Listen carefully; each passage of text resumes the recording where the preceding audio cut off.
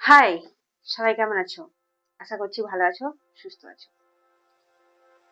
এই যে আমি কথাটা বললাম এর মধ্যে এমন অনেক কথা আছে বা এমন অনেক কথার টোন আছে যেগুলো শুনে তোমাদের খারাপ লাগতে পারে বা ভালো লাগতে পারে।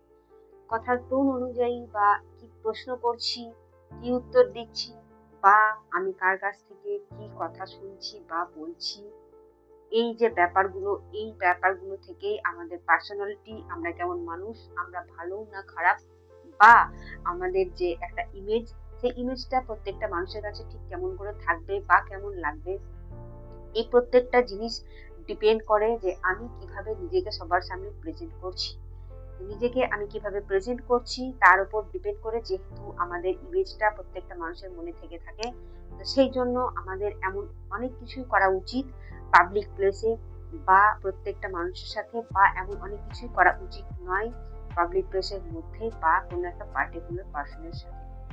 আজকে আমি সেই বিষয়ে তোমাদেরকে কিছু পয়েন্ট বলবো, ধরে নাও 10-12টা পয়েন্ট, যে কি কি করা উচিত বা কোন কোন পার্সোনালিটি গুলো দেখলে আমাদেরকে 5টা মানুষ মনে রাখবে, বা আমাদের মধ্যে এমন কোন হ্যাবিট থাকলে যেগুলো মানুষের অপছন্দ বা মানুষ অপছন্দ করে থাকে পাবলিক প্লেসে, সেগুলো ব্যাড ম্যানার্স হিসাবে আমরা বিবেচিত করে থাকি। সেই জিনিসগুলো তোমাদের সাথে আজকে আমি শেয়ার করব। সেই জিনিস শেয়ার করার আগে বলে রাখি, নমস্কার, আমি পিকে, সলিউশন হ্যান্ড চ্যানেলে সবাইকে স্বাগত।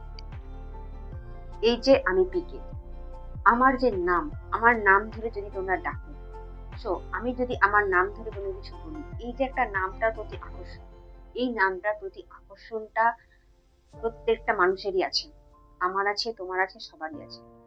কেউ যদি আমার নাম ধরে ডাকে বা আমার নাম ধরে কথা বলে, সেক্ষেত্রে সেটা আমাকে আরো বেশি অ্যাট্রাক্ট করে। সো আমার ফার্স্ট পয়েন্ট হলো, তুমি যার সাথে কথা বলো না কেন বা যার সাথে কথা বলবে, মাঝে মধ্যে কথার মাঝে তার নাম ধরে ডাকবে। সেটা তোমাকে একটা মিষ্টি মানুষ হিসেবে তার চোখে তোমার ইমেজ ধরা পড়বে, এবং সে চাইবে তোমার সাথে নেক্সট টাইমও কথা বলতে। তোমার ইমেজটা তার কাছে খুব ভালো তৈরি হবে। তো কথা বলার সময় ফার্স্ট পয়েন্ট মনে রাখবে, কথা বলার সময় যার সাথে কথা বলছো তার নাম নিয়ে কথা বলবে, সেখানে তোমার ইমেজটা তার কাছে বেশি ভালো হবে। চলো সেকেন্ড পয়েন্ট বলি। নাম ধরে কথা বলাটা যেমন একটা ইম্পর্টেন্ট জিনিস, ঠিক তেমনই যার সাথে তোমরা কথা বলছো বা যার সাথে তুমি কথা বলবে, সেটা হোক কোনো একটা মিটিং বা কোনো একটা পার্টিকুলার পার্সন, যার সাথে দেখা করবে, তার টাইম অনুযায়ী সেখানে পৌঁছানোর চেষ্টা করবে। হ্যাঁ, একদমই ঠিক, তার টাইমের ভ্যালু দিবে। তুমি যদি তার টাইমের ভ্যালু না দাও, সে তোমাকে একজন ইরেসপন্সিবল পার্সন হিসেবে জাজ করবে। সো যদি কারোর সাথে দেখা করার থাকে, কোনো মিটিং থাকে, সেখানে টাইমে পৌঁছাও। দু একবার এক্সকিউজ হিসাবে অনেক ভুল আমাদের হয়ে যায়, কোথাও হয়তো কোনো ট্রাফিক জ্যামের কারণে বা কোনো ব্যক্তিগত প্রবলেমে ভুল হতে পারে, সেক্ষেত্রে তোমাকে সেটা ম্যানেজ দিতে হবে এবং সেখানে সরি করতে হবে। বাট তুমি যদি অল টাইম এটা করে থাকো, সেক্ষেত্রে তোমার ইমেজটা কিন্তু ডাউন হবে। সো বি প্রফেশনাল, টাইম মতো সব জায়গায় যাওয়ার চেষ্টা করো, টাইম মেনটেন করো, নিজের টাইমের ভ্যালু দাও, অন্যের টাইমেরও ভ্যালু দাও। সেকেন্ড পয়েন্ট হলো, এবার চলো বলি থার্ড পয়েন্ট। এই যে তুমি টাইম মতো সেখানে পৌঁছালে না, বা তুমি কোনো একটা ভুল কথা বলে ফেলেছো, বা তুমি হয়তো উত্তেজিত হয়ে কোনো একটা ব্যবহার খারাপ করে ফেলেছো, বা কোনো একটা ভুল কাজ করেছো, সেই কারণে ভুল করার জন্য আমার থার্ড পয়েন্ট হলো, প্রত্যেকটা ভুল কাজের জন্য সরি বলতে শেখো। একদমই তাই, এমনটা হতে পারে অনেক সময় আমরা কিছু ভুল করি, যেটা হয়তো সেটা সঙ্গে সঙ্গে আমরা রিয়েলাইজ করতে পারি না। পরবর্তীকালে যখন আমরা সেটা রিয়েলাইজ করতে পারি, তখন আমাদের সেখানে সরি বলা উচিত। সঙ্গে সঙ্গে রিয়েলাইজ করতে পারলেও বা না পারলেও পরবর্তীকালে যখন তুমি রিয়েলাইজ করবে, তখন তাকে সরি বলবে। নিজের প্রত্যেকটা ভুলের জন্য সরি বলতে শেখো, কোনো রকম এক্সকিউজ নয়, বা কোনো রকম এক্সকিউজ দেখিয়ে সেটাকে থেকে বেরিয়ে দেওয়ার চেষ্টা করবে না। Direct I am sorry, this is my fault বলে সেখান থেকে বেরিয়ে এসো। এটাতে বোঝায় যে তুমি কতটা কনফিডেন্ট এবং তোমার পার্সোনালিটিটা কতটা স্ট্রং। চলো বলি ফোর্থ পয়েন্ট। ফার্স্ট টাইম যখন কারোর সাথে দেখা করতে যাবে, তুমি যদি এর আগে বললাম টাইম মেনটেন করতে ভুল করো বা সেটা নিয়ে কোনো প্রবলেম করো, সেক্ষেত্রে সরি তো বলতেই হবে। তার পাশাপাশি যখন কারোর সাথে দেখা করতে যাবে ফার্স্ট টাইম, বা হয়তো কারোর সাথে ফার্স্ট টাইম তোমার পরিচয় হচ্ছে, সেখানে গিয়ে কনফিডেন্টের সাথে হাই বা হ্যালো করবে, বা কনফিডেন্টের সাথে একটা টাইট হ্যান্ডশেক করবে। সেক্ষেত্রে তোমাকে বোঝায় যে ঢিলাঢালা পার্সন তুমি নও, তুমি একজন strong person. So tight handshake বা কনফিডেন্টের সাথে হাই বা হ্যালো দিয়ে শুরু করবে, সেক্ষেত্রে তোমার পার্সোনালিটিটা অনেক স্ট্রং। ফিফথ পয়েন্ট হলো, যখন তুমি কারোর সাথে কথা বলছো, সেটা হোক first time meet, second time meet বা থার্ড টাইম মিট, বা তোমার কোনো মিটিং, যখন তুমি কারোর সাথে কথা বলছো তার সাথে একটা মিনিমাম স্পেস রাখবে। প্লাস তোমাকে আরো একটা জিনিস করতে হবে, সেটা হলো আই কন্ট্যাক্ট। হ্যাঁ, একদমই তাই। এই আই কন্ট্যাক্টটা এমনই একটা জিনিস যে এই আই কন্ট্যাক্ট তুমি যদি না করে কথা বলো, সেক্ষেত্রে তোমাকে কেউ গুরুত্ব দেবে না, প্লাস তোমার কথার কোনো গুরুত্ব থাকবে না, এবং তোমাকে এমন একজন পার্সন হিসাবে তার চোখে ভ্যালু ক্রিয়েট হবে না তোমার কোনো, এবং এমন একজন পার্সন হিসাবে দেখবে যেখানে তোমার কোনো কনফিডেন্ট থাকবে না বা তোমার সাথে কেউ কথা বলতে চাইবে না। So eye contact must important. যে কারোর সাথে কথা বলতে ফার্স্ট মিট হোক, সেকেন্ড মিট হোক বা কোনো মিটিং হোক, সেখানে সবার সাথে একজন থাকলে একজনের সাথে, দুজন থাকলে দুজন, যতজন থাকবে তুমি চেষ্টা করবে তাদের প্রত্যেকের সাথে আই কন্ট্যাক্ট করে কথা বলতে। সো 6 পয়েন্ট হলো যে যখন তুমি কারোর সাথে কথা বলছো, তখন কথা বলার সময় তুমি তোমার ফোনের দিকে দেখবে না। হ্যাঁ, একদমই তাই। কথা বলার সময় তুমি যদি তোমার ফোনের দিকে দেখো, সেক্ষেত্রে তোমার প্রতি যে ইন্টারেস্ট, তার সেই ইন্টারেস্টটা আর থাকবে না, বা তোমার যে টপিকটা ছিল সেই টপিকের প্রতি তার আর কোনো এনার্জি থাকবে না। ইট মিনস তুমি যদি ফোন দেখো, তাহলে উল্টো দিকে মানুষটার ভ্যালু তোমার কাছে থাকবে না। তো তখন নিজেকে ভ্যালুলেস মনে করবে সেই মানুষটি, এবং তখন সে আর তোমার সাথে কথা বলতে চাইবে না। তো কথা বলতে বলতে প্লিজ ফোনটাকে ইম্পর্টেন্স না দিয়ে সেই মানুষটার দিকে ইম্পর্টেন্স দাও। তাই কথা বলার সময় যদি বসে কথা বলো, ফোনটা টেবিলের উপরে উল্টে রাখবে, আর যদি দাঁড়িয়ে কথা বলো, ফোনটা পকেটে। কথা বলার সময় নো ফোনের নোটিফিকেশন বা নো ফোন কলস। গুরুত্বটা তার দিকে দেবে, তার প্রতি ফোকাস করবে, ফোনের দিকে না। এবং পরবর্তী পয়েন্ট হলো 7 নাম্বার পয়েন্ট, কথা বলতে বলতে কোনো একটা কনভারসেশনের সময় হঠাৎ করে তার কথা শেষ না হওয়া পর্যন্ত তার মাঝখানে কথা বলবে। This is called bad manners. হ্যাঁ, একদমই তাই। একজন গুড লিসেনার হও। আজকালকার দিনে সবাই বলতে ব্যস্ত, বা সবাই নিজের কাহিনী বলার জন্য উদ্ব্যস্ত হয়ে আছে। সো কথা শোনার চেষ্টা করো। হুট করে কথার মাঝে তার কথাটাকে কেটে দিয়ে সেখানে তুমি তোমার মতামত দিতে যাবে না, সেটা একদমই ভালো জিনিস নয়। পরবর্তীকালে সে আর চাইবে না তোমার সাথে কোনো রকম কোনো কথা বা কোনো রকম কনভারসেশন করতে। সো কথা শোনো, বেশি ইন্টারাপ্ট করো না কথার মাঝে। পরবর্তী পয়েন্ট অর্থাৎ 8 নাম্বার পয়েন্ট হলো সে অলওয়েজ থ্যাংক ইউ। হ্যাঁ, একদমই তাই। সে যেমনই মানুষ হোক, যেভাবে তোমাকে হেল্প করুক, বা তোমার পাশে থেকে তোমার কথা শুনুক, বা তোমার কাজে হেল্প করুক, যেমনই মানুষ হয়ে থাকুক, যত তাকে বা উল্টো দিকে মানুষকে সরি বলবে, তত তোমার ভ্যালু তার কাছে থাকবে।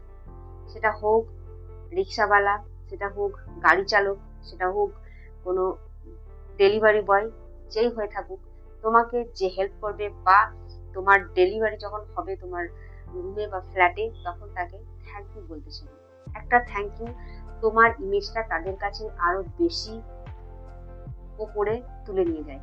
So all time thank you বলার চেষ্টা করো যে কোনো কাজের জন্য, হোক হেল্প বা হেল্প না হলে, সে অল টাইম থ্যাংক ইউ। পরবর্তী পয়েন্ট অর্থাৎ 9 নাম্বার পয়েন্ট হলো, তুমি যেমন নিজেকে সবসময় পরিষ্কার পরিচ্ছন্ন করে রাখছো এবং নিজেকে পরিষ্কার পরিচ্ছন্ন করে সব জায়গায় প্রেজেন্ট করার চেষ্টা করছো, ইনফ্যাক্ট করছো, ঠিক তেমনই তুমি যেখানেই যাচ্ছ, হোক সেটা ঘুরতে, বা হোক সেটা কোনো পার্ক, বা হোক কোনো রাস্তা, সেই জায়গাটাকেও, যেদিকে তুমি যাচ্ছ বা যে জায়গাটা তুমি সময় কাটাচ্ছ, সেই জায়গাটাকেও চেষ্টা করবে পরিষ্কার পরিচ্ছন্ন রাখতে। একদমই তাই। নিজের ড্রেস নিজেকে যেমন পরিষ্কার রাখছো, প্রত্যেকটা জায়গা যেখানে তুমি যাবে সেই জায়গাটাতে চেষ্টা করবে তুমি যেন পরিষ্কার পরিচ্ছন্ন রাখতে পারো। তোমাকে দেখে তাহলে আরো 5 জন শিখবে যে কিভাবে সেই জায়গাটাকে পরিষ্কার পরিচ্ছন্ন রাখা যায় যে জায়গায় সে বর্তমান স্থানে রয়েছে। So B clean. পরবর্তী পয়েন্ট অর্থাৎ 10 নাম্বার পয়েন্ট, তুমি যদি কোনো বাজে কাজ করে থাকো বা ভালো কাজ করে থাকো সেক্ষেত্রে তোমাকে নিয়ে কিন্তু সবাই গসিপ করবে।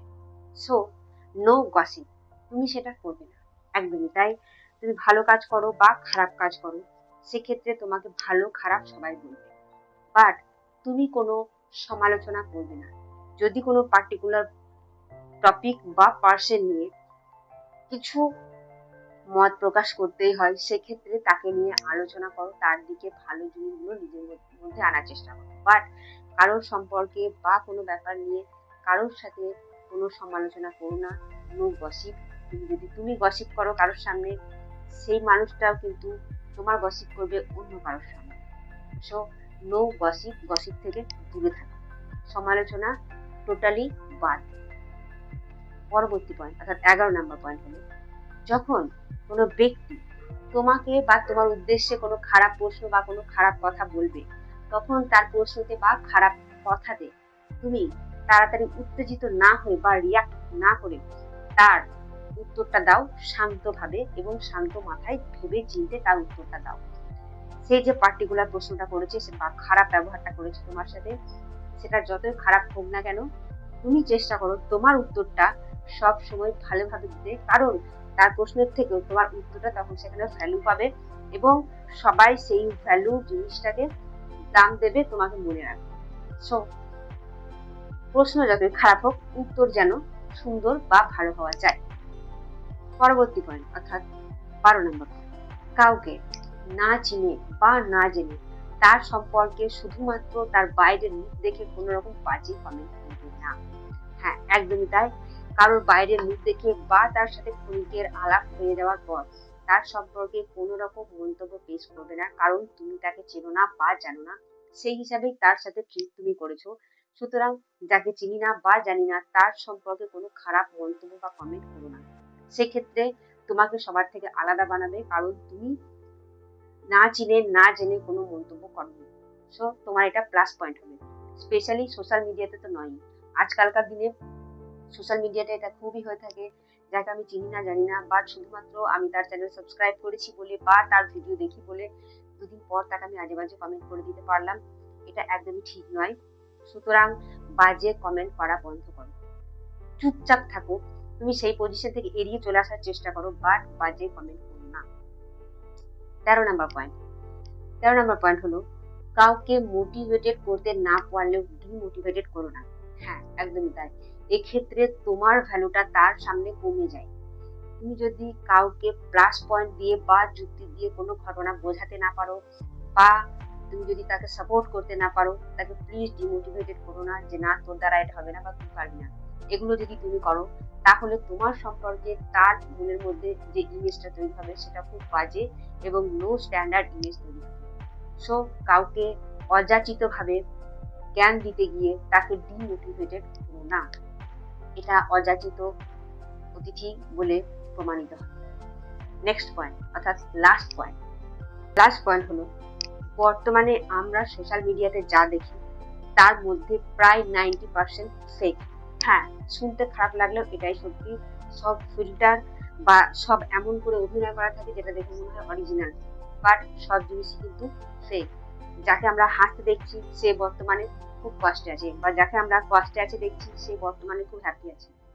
সুতরাং সোশ্যাল মিডিয়ায় কি ঘটছে সেই দেখে নিজের জীবনকে তুলনা করো না এবং সেইগুলো দেখে নিজে ডিমোটিভেট হয়ে গিয়ে কোনো রকমের ভুল সিদ্ধান্ত একদমই নেবে না। সোশ্যাল মিডিয়া মানেই সবই ফেক সেটা আমি বলবো না, এখানেও ভালো জিনিস আছে, ভালো কন্টেন্ট ক্রিয়েট করা হয়, ভালো জিনিস দেখানো হয়, বাট আমরা সেই ভালো জিনিসগুলো থেকে ডিস্ট্রাক্ট হয়ে গিয়ে খারাপ জিনিসের প্রতি বেশি আকর্ষিত হয়ে যাচ্ছি।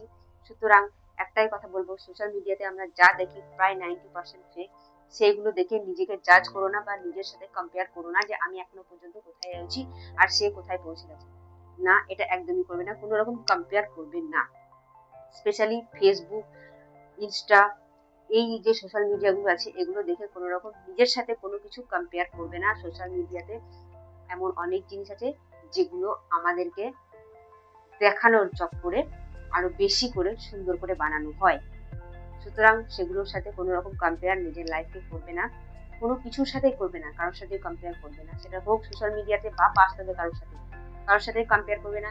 যদি কম্পেয়ার করতেই হয় তোমার ভালো স্কিলগুলো খারাপ স্কিলগুলো এইগুলোর দিকে কম্পেয়ার করো, এইগুলোর দিকে ধ্যান দাও।